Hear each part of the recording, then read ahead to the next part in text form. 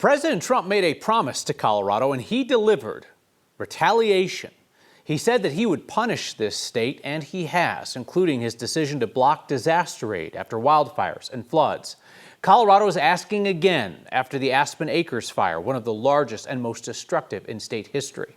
So today, our Mark Salinger went down to deep red Custer County, where they wait to hear from the president.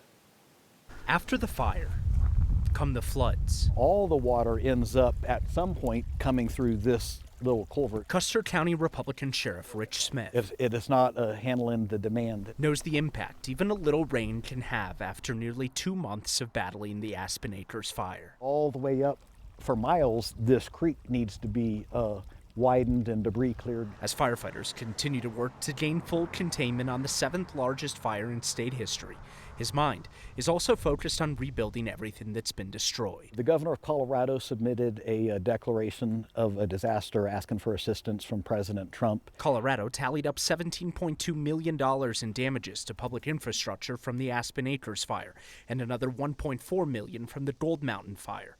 Now the state is asking the federal government for help. The Custer County government is very limited on funding. But even in Republican strongholds like Custer County, there's hope that politics from the White House don't play a role in recovery.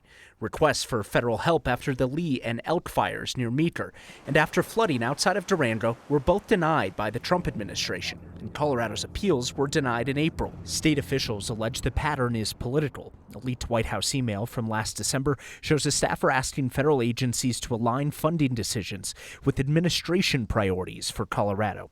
It was sent days after the state refused to transfer Trump ally Tina Peters to federal custody. Colorado's attorney general has cited the disaster denials in an ongoing lawsuit alleging retaliation. Regardless of what political party you belong to, ultimately you take an oath to serve the citizens of your community. Smoke still billows from the mountainside 57 days after the Aspen Acres Fire started. We have good people in Custer County and Pueblo County who desperately need that assistance on an individual level to recover from what they've lost. Now the request for help heads to Washington with the hope it comes back with resources that people can use.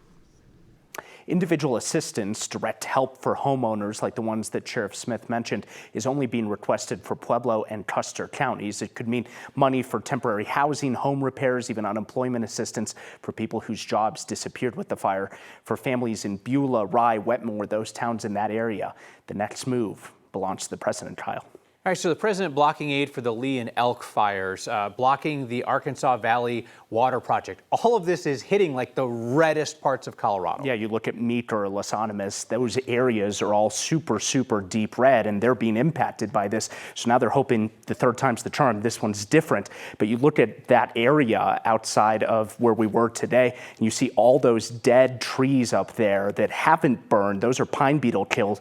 They believe that there's about 500,000 trees up there. It could cost up to $6 million to get rid of all of those. So there's still a lot of work to do there. And that's not even talking about the trees that did burn. That's why they want that federal help. Mark Salinger, who made the long drive to Custer County. Mark, thank you.